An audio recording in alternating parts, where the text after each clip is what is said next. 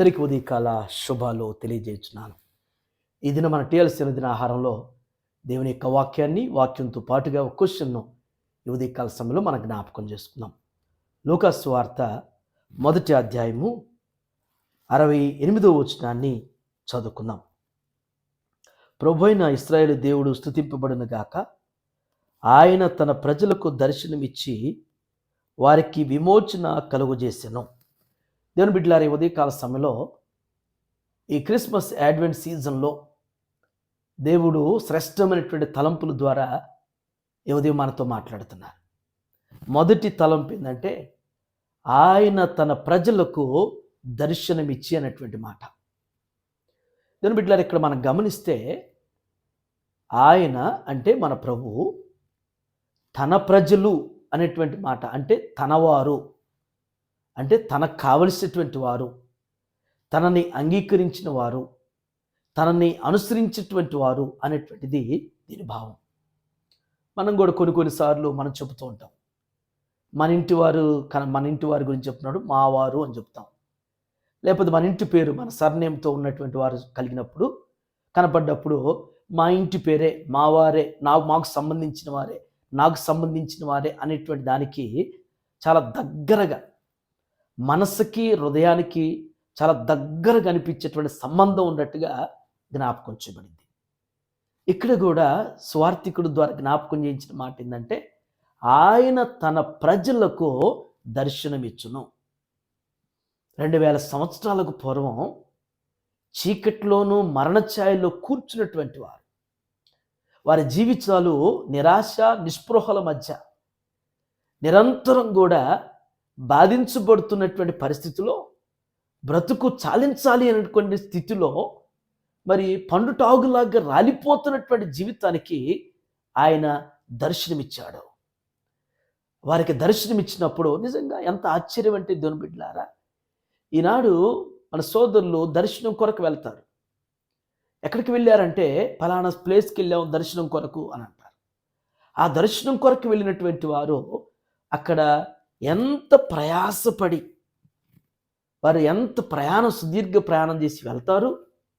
వెళ్ళిన తర్వాత వారు ఆ దర్శనం కొరకు వేచి కనిపెడతారు. వారు వెళ్ళటంకి ఎత్తైతే వారు దర్శనం వెంటనే కలగకుండా వారు వేచి ఉంటేనే కానీ దర్శనం కలుగుతుంది. మన ప్రభు యొక్క దర్శనం ఏంటంటే మనం అడిగితే చాలు, మనం ఆశపడితే చాలు, మనం కోరుకుంటే చాలు మనకి దర్శనం ఇవ్వటానికి, మనతో ముచ్చటించడానికి, మనల్ని బలపరచడానికి, తన సొత్తుగా తన బిడ్డలుగా మనల్ని అంగీకరించడానికి మన ప్రభు మనకి సమీపంగా నిత్యం మనతో ఉన్నారు. మొదటి తలంపు. రెండవ తలంపు వారికి విమోచన కలుగు చేసెను అనేటువంటి మాట. వారికి అంటే ఎవరైతే ఆనాడు 2000 సంవత్సరాలకు పూర్వం మరి ఒకవైపున మతపరమైనటువంటి అణచివేత, వైపున మరి రాజకీయపరమైనటువంటి అణచివేతలతో బాధించబడుతున్నటువంటి వారు.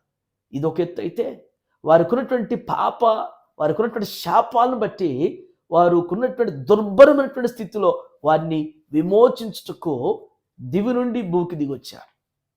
అలాంటి స్థితిలో ఉన్నటువంటి వారికి విడుదల కలిగించడానికి, విమోచన కలిగించడానికి కేవలం వారికి మాత్రమే కాదు, కానీ దేవుని బిడ్డ ఈ ఉదయకాల సమయంలో ఏ పాపంలో, ఏ శాపంలో, ఏ అంధకారంలో, ఏ స్థితిలో ఉన్నా కానీ, ఏ వ్యాధులు, ఏ బాధలు, ఏ సమస్యలు, ఏ కష్టాల్లో ఉన్నా కానీ మనల్ని విమోచించగలిగిన వారు మన విమోచకుడైనటువంటి యేసు ప్రభు ఒక్కరు మాత్రమే. ఆయన విడిపించేవాడు, ఆయన విమోచించేవాడు, ఆయన విడుదల కలిగించేవాడు. ఇంకా ఆయనలాగా ఎవరు కూడా మనల్ని విడిపించలేరు. ఒకవేళ ఈ లోకంలో ఎందరో చెప్పొచ్చు, మేము విమోచించేవారం, విడిపించేవారం, అవి చేస్తాం.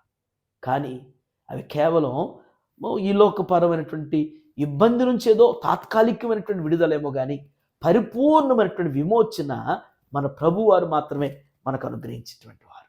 ఈ ఉదయకాల సమయంలో మన జీవితాలకి ఈ అడ్వెంట్ సీజన్ ద్వారా ఆయన మనకు దగ్గర కావటానికి, ఆయన మనకు దర్శనం ఇవ్వటానికి, ఆయన మన ఇప్పటికి కూడా మన ఉన్నటువంటి ఆ బంధకాల నుంచి, ఆ పరిస్థితుల నుంచి విడిపించుటకు విమోచకుడిగా నీ కొరకు నా కొరకు ఆయన ప్రత్యక్ష కాబోతున్నాడు. ఆ ప్రత్యక్షమైనటువంటి ప్రభువుని పరిపూర్ణంగా నీవు గుర్తించగలిగితే ధన్యుడివి, ధన్యురాలువు. ఈ మాటలు మన హృదయంలో దేవుడి ఉదయకాలం స్థిరపరచునుగాక. ఆమె. ఈ దిన మన క్వశ్చన్ ఏంటంటే, విమోచించబడినటువంటి వారు నూతన నిబంధనలో చాలామంది ఉన్నారు. అంటే విమోచించబడిన వారంటే వారికి ఉన్నటువంటి బంధకాల నుంచి, వారికి ఉన్నటువంటి వ్యాధుల నుంచి, బాధల నుంచి విడిపించబడినటువంటి వారు చాలామంది. వారిలో ఒకరి పేరు, ఆ యేసు ప్రభు వారి ద్వారా విమోచించబడినటువంటి వారిలో ఒకరి పేరును మీరు కామెంట్ బాక్స్లో పోస్ట్ చేస్తే మనం చేస్తున్నాం. ఈ దినం వివాహ వార్షికోత్సవం జరుపుకుంటున్న మన సంఘ సభ్యులు ప్రియులు యోహాన్ రాజు గారికి, హేమలత గారికి వివాహ వార్షికోత్సవ శుభాకాంక్షలు తెలియజేస్తున్నాను. దేవుని యొక్క వాక్యంలో జ్ఞాపకం చేసినట్లుగానే 128వ సంకీర్తనలో నీ పిల్లలను చూస్తామని వాగ్దానం చేసినట్లుగా ఆయన ఎందు భయభక్తులైనటువంటి ప్రియులకు వారి బిడ్డలను చూసేటువంటి కృపలో దేవుడు మంచి ఆరోగ్యాన్ని, ఆయుష్ను అనుగ్రహిస్తూ నిండు వృద్ధాప్యం వరకు కూడా వారిని బలపరుస్తూ దేవుడు నడిపించును గాక. ఆమె దేవరని దీవెనలు ధారాళముగను వీరలపై బాగుగా వేగమెదిగ నిమ్ము. దేవరని దీవెనలు ధారాళముగను వీరలపై బాగుగా వేగమెదిగ నిమ్ము. ప్రార్థన చేసుకుందాం. సకల ఆశీర్వాదములకు కారణభూతులైన మా ప్రియ పరలోకపు తండ్రి, మీ పరిశుద్ధమైన ఉన్నతమైన నామానికి వందనాలు చెల్లిస్తున్నాం. ఈ ఉదయకాలం నాయన దివ్యమైనటువంటి మీ వాక్కుల చేత మాతో మీరు మాట్లాడినందుకు వందనాలు. ఆనాడు నా ప్రభా, మరి 2000 సంవత్సరాలకు పూర్వం నా తండ్రి మానవాళి యొక్క స్థితి నా ప్రభా దేవా ఏ విధంగా నా తండ్రి చీకటిలోను, మరణఛాయలోను, అంధకారంలోను, పాపంలోను, బంధకాల్లోను బంధించబడి నా తండ్రి అపవాది చేత నాయన శోధించబడుతూ, అపవాది చేత నాయన నలగొట్టబడుతూ బాధించబడుతున్న వారికి నా తండ్రి మీ దర్శనం నా ప్రభా ఎనలేనటువంటి విడుదల, విజయాన్ని, విమోచన కలిగించేటువంటి కార్యం ప్రభా మా కొరకు చేయుటకు నా తండ్రి దేవా పరలోక వైభవాన్ని, సింహాసనం విడిచిపెట్టి దేవా మా కొరకు దిగి వచ్చేటువంటి నరావతారి అయినటువంటి మా యేసు స్వామి మీకు వందనాలు. దేవా ఈ సత్యాన్ని పరిపూర్ణంగా మేము అంగీకరిస్తూ అనేకులకు నా ప్రచురపరిచేటువంటి వారుగా బలపరచండి, స్థిరపరచమడుగుతున్నాం తండ్రి. ఈ ఉదయం తెలిసిన ఆహారం చూస్తున్న ప్రతి బిడ్డ కొరకు, ప్రతి కుటుంబం కొరకు ప్రార్థన చేస్తున్నాం. దేవా మీ జననం నా తండ్రి ఏదో ఆచారంగా అలవాటుగా కాకుండా ప్రభా ఆధ్యాత్మికంగా నాయన మాలో అనవింపు చేసుకుంటూ అనేకులకు నాయన దేవా మిమ్మల్ని ప్రచురపరిచేటువంటి వారుగా, అయ్యా మిమ్మల్ని ప్రతిబింబింప చేసేటువంటి వారుగా బలపరచండి. ఈ ఉదయం నాయన మరి మా ప్రియులు నా తండ్రి యోహాన్ రాజు గారిని బట్టి, హేమలత గారిని బట్టి మీకు వందనాలు. వారికి మీరు ఇచ్చేటువంటి నాయన మరొక వివాహ వార్షికోత్సవాన్ని బట్టి స్తుతిస్తున్నాను. ఇలాంటి వెడ్డింగ్ యానివర్సరీస్ ఇంకా అనేక వారి జీవితంలో జరుపుకోవటానికి వారి ఇరువురికి కూడా మంచి ఆరోగ్యాలు, ఆయుష్ను అనుగ్రహించి దీవించండి. వారి బిడ్డలను మీరు జ్ఞాపకం చేసుకుని, వారి కుటుంబాలు మీరు జ్ఞాపకం చేసుకుని మీ కృపలో వర్ధిలపచ్చేయమని యేసు నామములో ఈ ప్రార్థన మీకు సమర్పించున్నాను తండ్రి. ఆమేన్.